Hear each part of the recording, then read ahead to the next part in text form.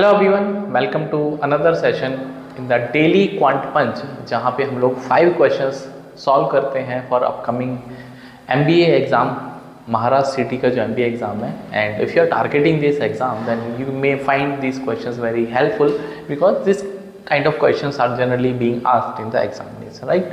सो without wasting much time शुरू करते हैं आज का क्वेश्चन। एंड अगर आपको पीडीएफ चाहिए तो मेरा टेलीग्राम ग्रुप है क्वांट प्रेप 99 के नाम से, आप उसको सर्च करेंगे या फिर लिंक आपको मिल जाएगा नीचे डिस्क्रिप्शन में, आप उसको फॉलो कर सकते हैं so that you can find the PDF and the different updates related to your admissions and the exams, right. So moving to the first question of the video,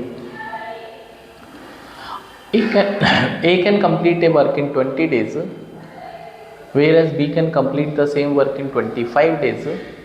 So if they both work together for the 3 days, then what percent of the work is completed, right? So whenever we have number of days given, so we'll be taking the LCM of 20 and 25, which is nothing but 100. So this is representing the total amount of work.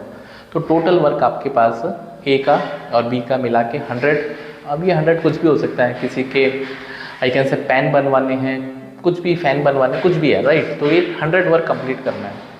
तो if I talk about the efficiency of the A, तो efficiency होता है, if I talk about efficiency work upon the time taken, right. So work is 100 here and the time taken by A is 20, so this is coming out to be 5 and the efficiency of B is 100 upon 25, that is 4। इसका मतलब ए जो है एक दिन में 5 काम कर सकता है, बी जो है एक दिन में 4 काम कर सकता है। So work done by A plus be in 1 day, एक दिन में कितना काम कर पाएंगे, तो दैट इज वेरी इजी, 5 + 4 9। तो 3 दिन में कितना काम कर पाएंगे ए प्लस बी मिलके, that is 9 × 3 27। So 27 is what percent of the total work, right. So अगर हम परसेंटेज वर्क देखेंगे यहाँ पे, तो 27 out of 100 because total work was 100 and multiply by 100 to get the percentage. तो 27% of the work is completed in 3 days। Hopefully it is clear. कोई doubt है तो you can leave your comment and video को like और share भी कर दिया करो सो दैट ये जो इसकी व्यूअरशिप है वो ज़्यादा हो जाएगी, right. The length of the 2 parallel sides is 18 and 24, right. So suppose we have a trapezium, this is 18 and this is 24 and their height is 12, so we have to find the area. तो area निकालने का direct formula that is half of sum of parallel sides into height, sum of parallel side into height, sum of parallel side into height, right। तो वहाँ पे A और B represent करता है जो पैरेलल साइड्स हैं उनकी लेंथ A, B, और H रिप्रेजेंट करता है जो उनकी हाइट आपको दे रखी, हाइट परपेंडिकुलर होता है। So half into 24 + 18 multiplied by height is 12, so this is 42 × 12 divide by 2, so this is going to be 21 × 12। So 21 × 12 is nothing but 252, 210 और 42 252, option number second correct. Moving to the third question of the video, that is 3 bottles of equal capacity, volume equal है यहाँ पे, containing mixture of milk and water in the ratio 2 5 3 4 and 4 और 5। तो it is saying that they have the equal capacity, volume इनका equal है। तो अगर मैं यहाँ पे टोटल की बात करता हूँ, टोटल यहाँ पे इसका 7 है, टोटल यहाँ पे भी 7 है और यहाँ पे 9 है, बट क्या ये वॉल्यूम इक्वल है? Of course not. तो to make them equal I will be multiplying first and second by 9 and third by 7। तो इसको 9 से मल्टीप्लाई करेंगे, इसको 9 से करें, इसको 7 से करेंगे, राइट। तो यहाँ पे टोटल कितना हो जाएगा अभी, मिल्क वुड बी 18 और 27 45 और 28, दैट इज 73। तो मिल्क आपके पास 73 आएगा। And if I talk about the water, actually मुझे पहले वाटर ऐड करना चाहिए था सो दैट मिल्क तो सेम ही है, बट कोई बात नहीं। वाटर इज 45 प्लस 9 × 4 36 प्लस 35, तो दिस इज 80 + 36 विच इज 116। तो you can find the option number second correct. Hopefully it is clear also. Moving to the next question, so average age of 6 member of a family is 20, right. So we have 6 members. Easy तरीके से बता देता हूँ, जो basic method है। Suppose we have 4 members ABCDEF and उनका average निकालने के लिए वो 6 से डिवाइड करेंगे, इनका एवरेज 20 दे रखा है। तो from here I will be getting that sum of the members would be 120, तो 120, right. If the age of the servant is also included, अब जो नौकर है, जो सर्वेंट है, उसकी एज को भी इंक्लूड कर लेते हैं। तो एवरेज बढ़ जाता है 25% से, राइट। सो न्यू एवरेज कितना हो जाएगा, दैट इज 20 का 25%, सिंपल भाई 25% इंक्रीज करेंगे, that is 1/4 of 20, 1/4 that is 25%। तो 5 ईयर से एवरेज बढ़ जाएगा। तो आई कैन से जो न्यू एवरेज हो जाएगा इसमें, that new average would be 20 + 5 that is 25। अभी इजी हो गया, बिकॉज जो एवरेज यहाँ पे बनेगा उसमें सर्वेंट की एज को भी इंक्लूड करना है, राइट। तो मेंबर आपके पास ABCDEF ये तो है ही है।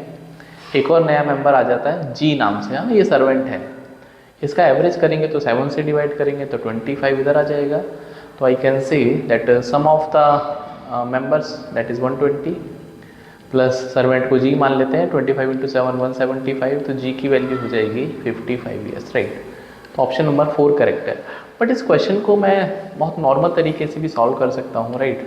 मतलब विदाउट डूइंग सच फॉर्मुलेशन, आप इसको नोट कर लेना, मैं दूसरे तरीके से आपको बता देता हूँ कैसे होगा इसको, ठीक है। देखो भाई, आपके पास जो ओल्ड एवरेज है वो 20 ईयर्स का है, right.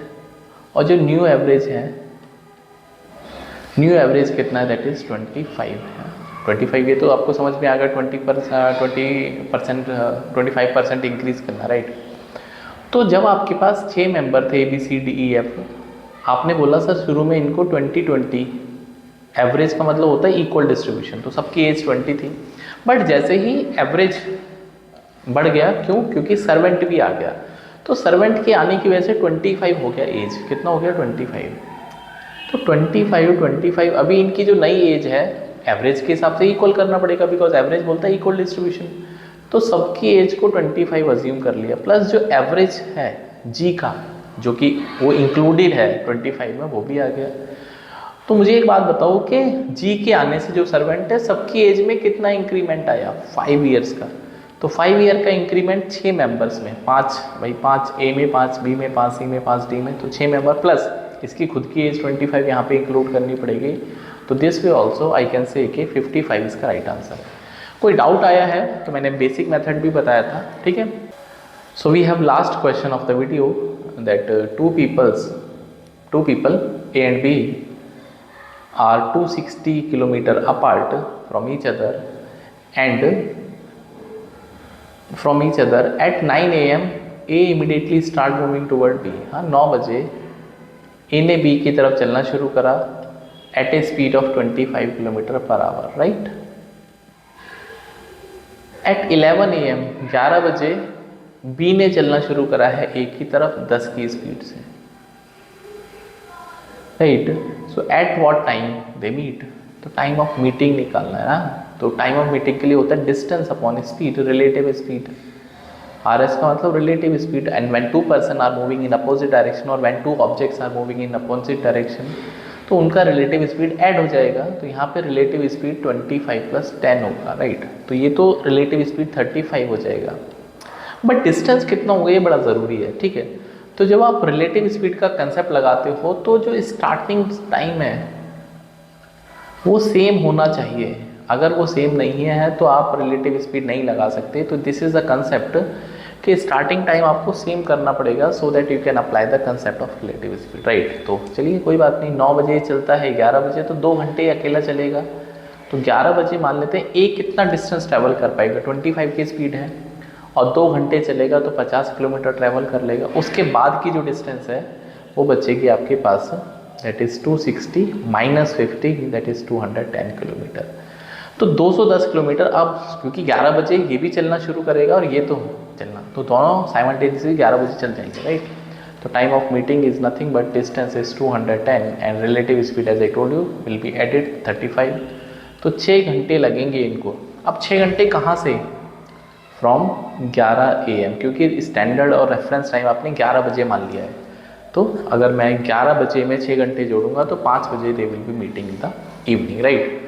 So that's all for today, and if you want the PDF you can I can say join our Telegram group, and अगर आप तैयारी कर रहे हैं तो आप चैनल के साथ में जुड़ सकते हैं, वीडियो को शेयर कर सकते हैं among those friends those who are preparing for MSCT examination, different MBA examination, right? So see you in the next video, till then bye, take care.